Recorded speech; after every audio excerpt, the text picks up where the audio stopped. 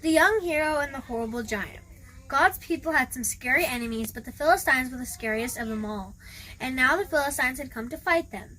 The Philistines had a secret weapon called Goliath.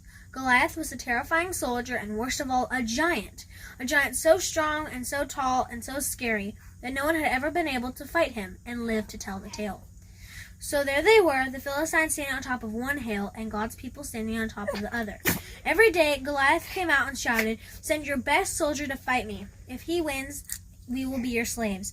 But if I win, you will be our slaves." No one spoke and no one moved. "Chickens," Goliath bellowed, "your God can't save you. I'll rip your heads off and have you as toast." His beady, greedy eyes glowered at them hungrily from under his horrible helmet, as if any minute he really just might gobble them all up. He laughed his terrible laugh, ha ha ha, and it boomed, echoing horribly around the dry valley.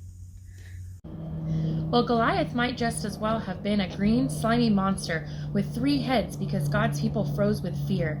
Their eyes glazed over and they turned deathly pale. They knew if someone didn't do something quick, if someone didn't save them, but God would do something. He would send someone to save them. Now, you remember that David was the youngest son of Jesse, while his brothers were soldiers in the army. One day when David brought his brothers their lunches, he saw Goliath, and he saw how scared everyone was. "Don't be afraid," David said. "I'll fight for him and for you." "You're only a little shepherd boy," the king said, "and Goliath is a great soldier. How will you fight him?" "God will help me," David said. So the king gave David his royal armor to wear, but it was too heavy and too big, and David couldn't even walk. "I won't need this," David said.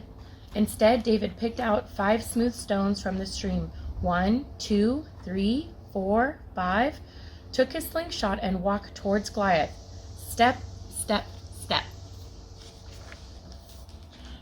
Goliath walked towards David. Thud, thud, thud. "You," Goliath peered down at the small boy. "I'm little," David shouted up to him, "but God is great." Goliath laughed, and even terrible laughter than usual. "Ah ha ha ha," it went. With just one swing of his giant sword, Goliath could finish the boy off, but David kept going. "It isn't how strong you are or how many swords and spears you have that will save you. It is God who saves you. This is God's battle, and God always wins his battles."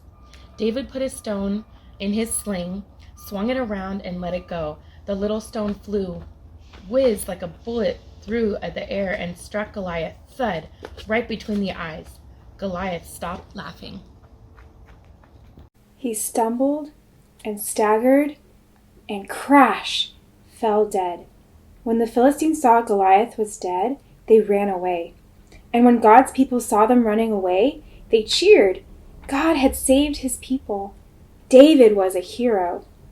Many years later, God would send his people another young hero to fight for them and to save them. But this hero would fight the greatest battle the world has ever known. This week's Bible verse comes from 1 Samuel. It says, "You come against me with sword and spear and javelin, but I come against you in the name of the Lord Almighty, the God of the armies of Israel, whom you have defied." 1 Samuel 17:45.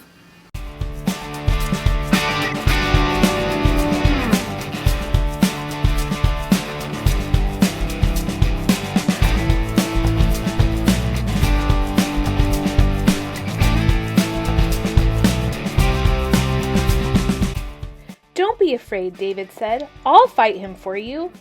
"You're only a little shepherd boy," the king said. "And Goliath is a great soldier. How will you fight him?" "God will help me," David said.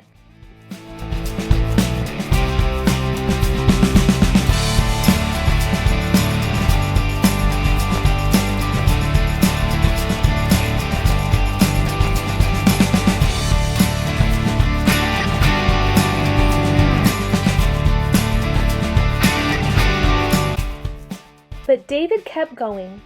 "It isn't how strong you are or how many swords and spears you have that will save you. It is God who saves you. This is God's battle, and God always wins his battles."